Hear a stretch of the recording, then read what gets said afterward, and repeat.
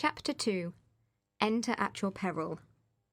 Even with the sign saying what it said, the toy shop was like a magnet for the children. Professor Eberhardt knew that even so, some children might still try to enter his shop.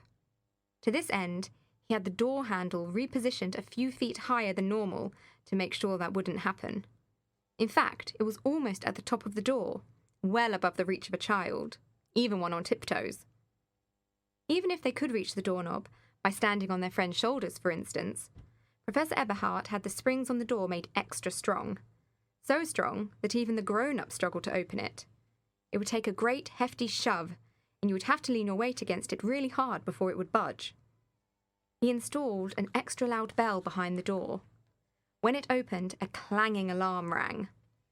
From a small window behind the counter, where his workshop was situated, he could pull the curtains back and see who had come into the shop. Since the grand opening, only one child had managed to enter his shop.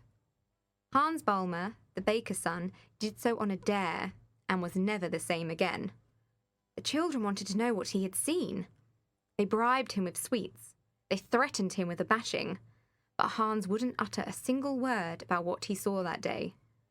When Hans stopped talking altogether, Perdita wrote the single word, sinister, in her How to Become a Detective manual.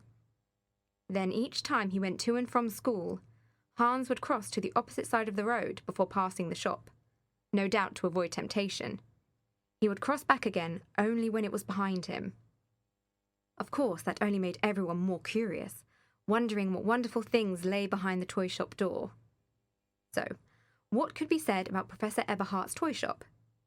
According to Perdita, who prided herself on knowing such things, it must be exceptional and without equal. And she was right, of course. The toys were beautifully crafted. The details of the figurines couldn't be rivaled. The toys' clothes were sewn with the finest stitching in the land. The printed patterns on the materials were the most intricate imaginable. So fair were the features of the dolls and the animals' faces that they could only have been painted by a great artist. The mechanics of the moving toys were so complex that it was worthy of a great engineer.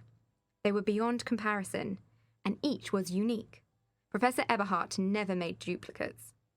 This made them, according to Perdita, not mere toys, but works of art. However, much to her disappointment, Professor Eberhardt never allowed a child to own two of his amazing creations. Only one toy per child per household was permitted. It was an absolute rule from which he never wavered. He even kept careful records of who bought his toys. You had to sign forms and make declarations. He inspected the buyers' homes to make sure they didn't already have one of his toys. Of course, everyone did as he asked, just to be allowed to own one. Come Christmas and birthdays, or any occasion where presents are given, a grown-up would enter the shop to buy a toy. If they couldn't find what they were looking for, they would put in a request. Their vision came to life in the professor's mind, and over time it was crafted in the finest wood or material. The customer was given ownership of the most exquisite toy ever made.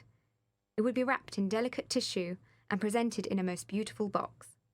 Knowing this, each time Perdita passed the shop she couldn't get into, her heart sank.